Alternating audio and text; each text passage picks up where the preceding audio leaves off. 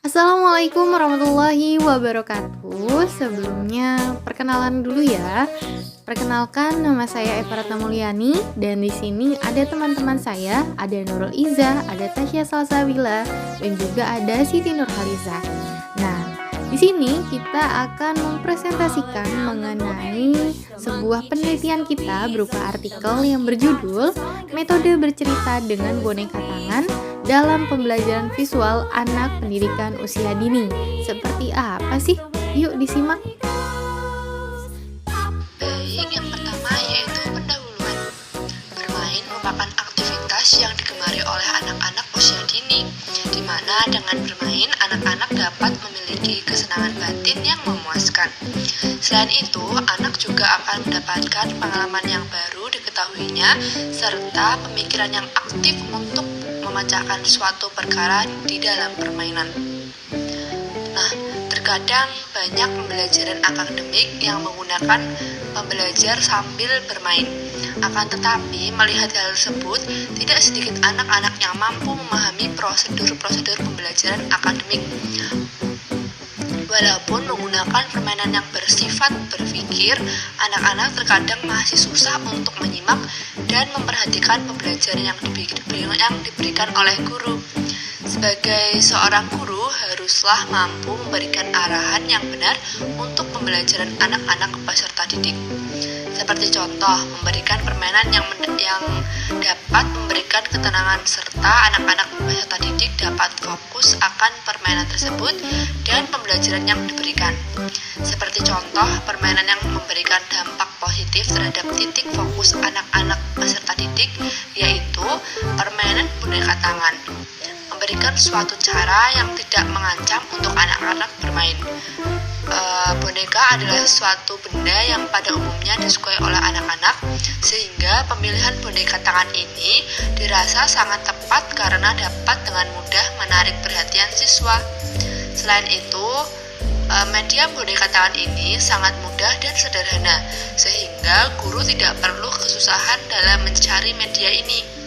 Jika siswa tertarik untuk mengetahui isi cerita yang diceritakan oleh guru dengan menggunakan media boneka tangan, maka akan berpengaruh terhadap keberhasilan siswa dalam menyimak cerita.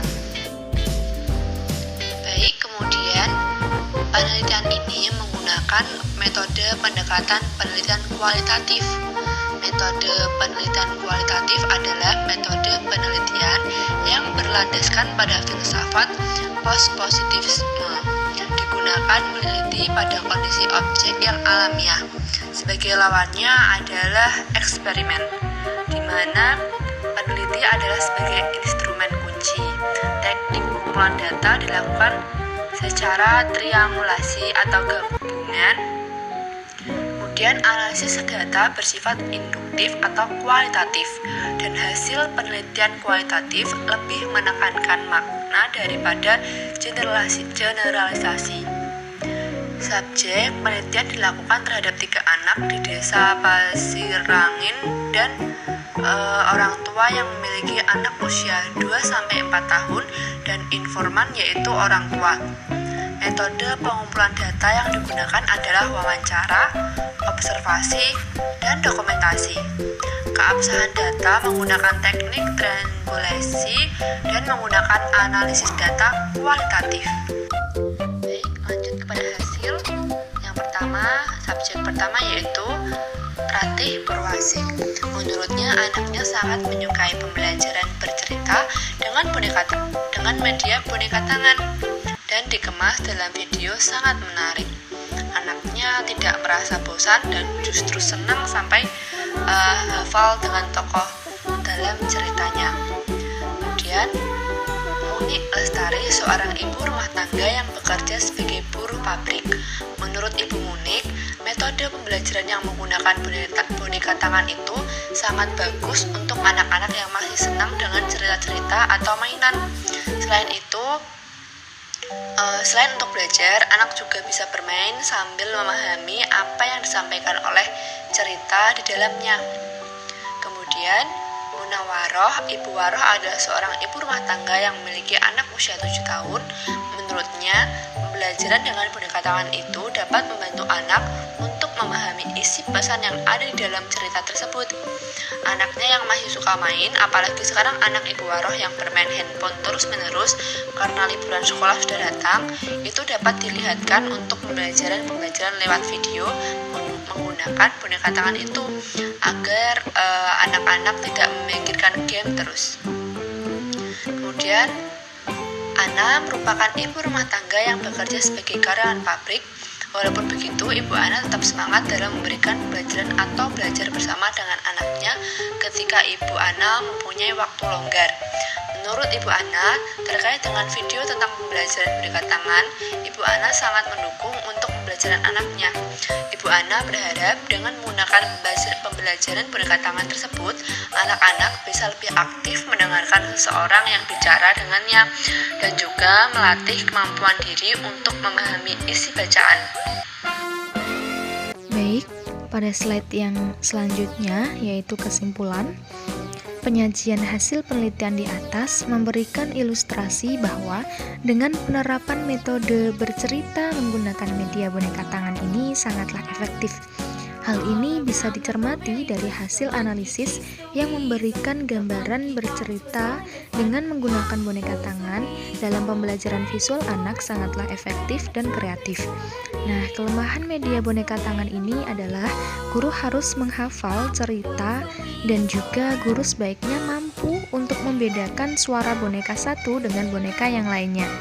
Nah, dari kesimpulan di atas dapat disarankan untuk guru-guru PAUD ataupun orang tua agar dapat memberikan pengajaran dengan pembelajaran visual menggunakan boneka tangan untuk menarik perhatian siswa ataupun anak dan menciptakan inovasi baru agar pembelajaran dapat memberi kesan yang bagus dan tidak membosankan untuk siswanya. Bismillah dulu ya. Bismillahirrohmanirrohim. Tunggu. Loh, Dodo mana? Dodo? Ini aku mengaji bersama Ustadz Budi. La la la la la la la la la. Hah? Ada anjing? Aduh, gimana nih? Kuk. Ini anjing minum. Kuk.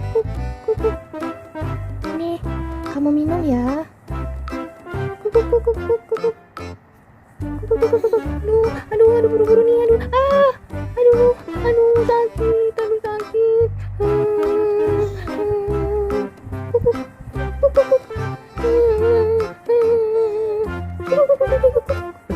Ini anjing ini kenapa ya?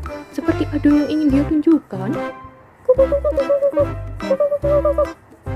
Baiklah, akan aku ikuti anjingnya. Kemana dia pergi ya? Makasih Pak Ustadz. Ayo sini. Pak Ustadz bantu ya, Dodo. Alhamdulillah Pak Ustadz, saat itu Dodo memberikan minum kepada anjing tersebut saat melihat anjing itu kehausan. Masya Allah Dodo, kamu anak yang baik ya. Maka dari itu Allah akan menolongmu di saat kamu jatuh, di saat kamu kesusahan, dan anjing itu yang membantumu. Iya Alhamdulillah ya Pak Ustadz, Dodo bersyukur banget. Ternyata benar kata Pak Ustadz, ketika kita berbuat baik, maka akan berbalas baik juga buat kita. Iya Dodo, tentu Allah itu maha adil.